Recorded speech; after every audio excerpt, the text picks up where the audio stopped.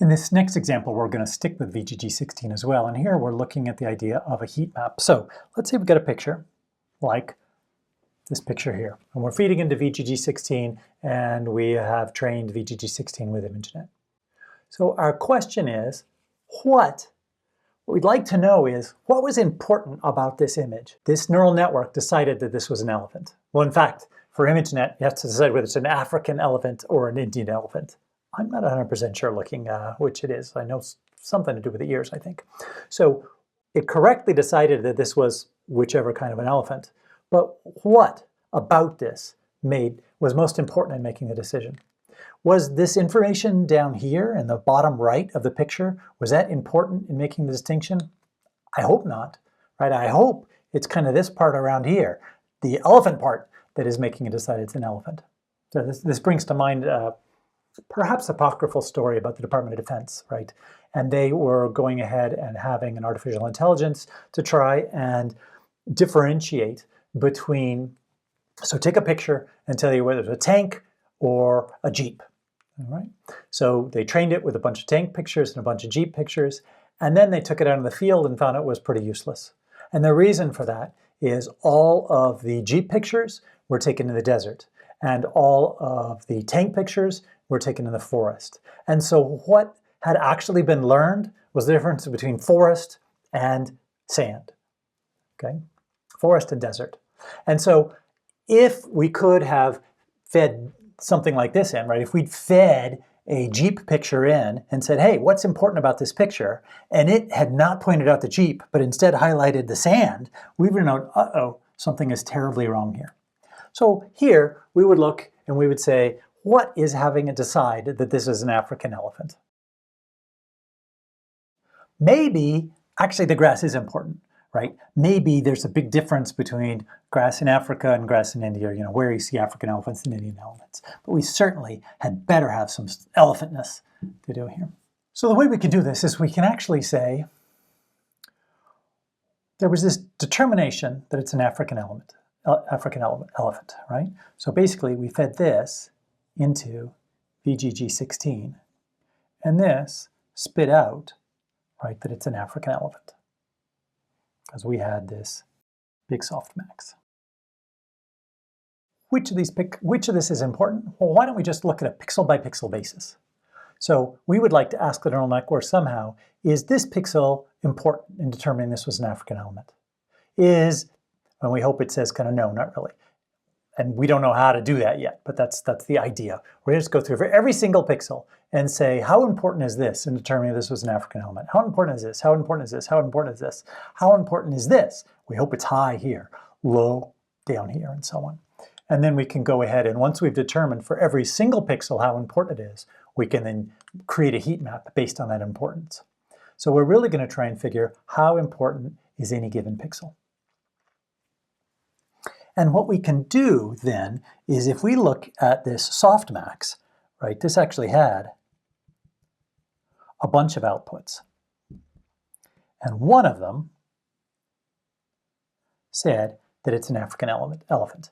So we come through here, we looked, we had our softmax layer coming out, and then one of these, which was the highest, so is associated with African elephant.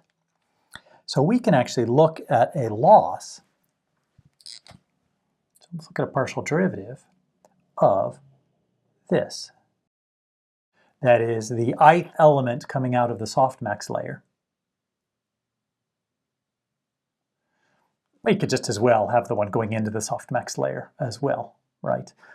Because if we'd have 1,000 coming out, we have 1,000 coming in. The only difference is, right, what the range of these values is. So out of the softmax, it's between 0 and 1. Before the softmax, it's from negative infinity to positive infinity. It doesn't matter whether it's before or after. What we can say is, what is the derivative of this square, which I'll just call the partial derivative of sort of African elephant, with respect to the image,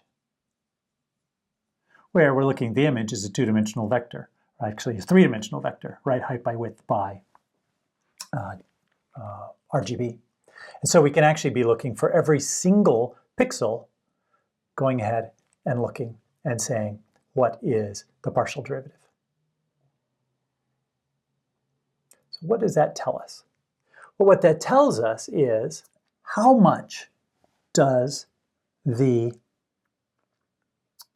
determination of whether this is an African element depend on a particular pixel in the image. So if we look at a particular pixel, not even a particular pixel, but a particular color of a particular pixel in the image, right? So we look, here's our image, right? Our elephant is in here. This is depth 3. We have our height. We have our width. We're looking at some particular guy there. And then we want to look at what is the change that would happen to our determination of whether it's an African elephant based on a change in the pixel. So if we bump this up 1, how will that change? Do we only care about increasing the pixel value? Well, no, decreasing matters too. It's just some sort of change. So we actually care about sort of the absolute value of this. So the magnitude of the change. If we change this pixel up or down a little bit, by how much does that change the African elephantness of it? A little bit, a medium amount, or a lot. And so what we'll get out of that is a heat map, okay? This will give us for 3 dimensions, for the red and for the green and the blue plane. And we can just go ahead and do whatever we want. Take the average of those, take the max of those, something like that. And so that'll then give us for every one of the pixels, what is the importance. We could do some quantization if we want, so we could just say, well, for every, let's say, 8 by 8 pixel value in here, take the max of all those, or the average of all those. And that'll give us sort of something like this. This is not terribly useful until we overlay it on top of our original image. And now what we see is that as far as VGG16 is concerned, what was important in determining that this was an African elephant was kind of this area in here, the elephantness. It actually doesn't care that too much about the hind of this elephant, okay? But notice it's really interested in the ears a lot. So this is actually much redder than everything else, so a higher value. And part of that makes sense because, as I said, African elephants and Indian elephants, one of the differences is the size of the ears. So since VGG16, since in the ImageNet classification problem it has to distinguish between African elephants and Indian elephants, it's no wonder it's paying particular attention to those ears.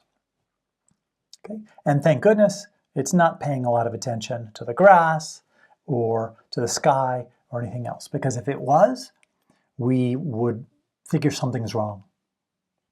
Notice also it goes all the way to the edge of this trunk here. It doesn't really care about this trunk here. Part of it may be it's actually interested mostly in this one elephant and not this second one. Not quite sure.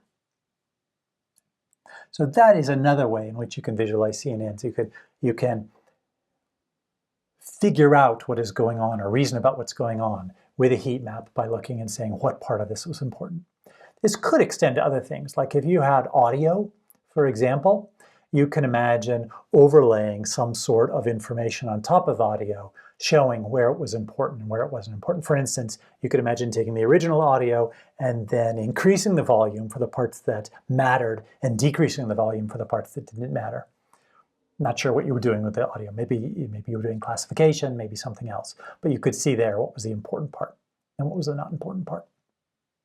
You could do the same thing with text. Right? You can imagine having a whole text screen and then just highlighting the words or the parts of words that mattered and less highlighting of the words that didn't matter. So you can see what does this neural network actually care about for this particular input in making its decision. And that's often really important information to have, right? You really often want to know, why is this neural network making this decision that it's making?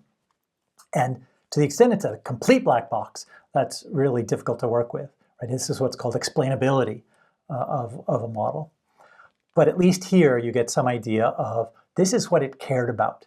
Right? It cared more about this input information than it did about this information. And that might be very useful. You could imagine using that in a tabular data, right, where you've got a spreadsheet coming in or a data frame coming in and it's making some decision. And you might want to know, which of the columns did it mattered more and which mattered less. And this is a mechanism for doing that.